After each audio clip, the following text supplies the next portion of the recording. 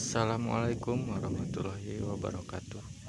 Beginilah ya kondisi bendungan Leuwi Keris di spot Bukit Lembah Manohara yang berada di antara Handap Perang dan Ciaralang Cijingjing ya, arah Ciamis.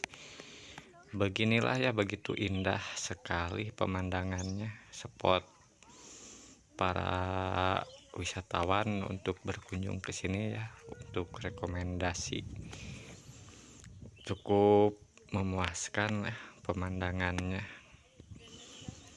hanya untuk liburan ataupun untuk membawa keluarga, untuk cocok sekali ya untuk sekedar makan-makan.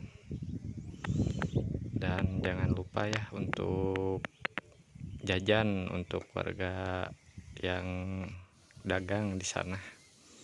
Beginilah indah sekali ya teman-teman pemandangannya di arah spot Bukit Lembah Manohara dan ke arah sana, ke arah Cineam, ke arah Maribaya, Ancol ya. Nah, airnya sudah mendekati spillway dan inlet begini. Nah, itu ada warga sekitar yang melihatnya. Beginilah kondisi terakhirnya lah. Cukup sekian ya, terima kasih. Wassalamualaikum warahmatullahi wabarakatuh.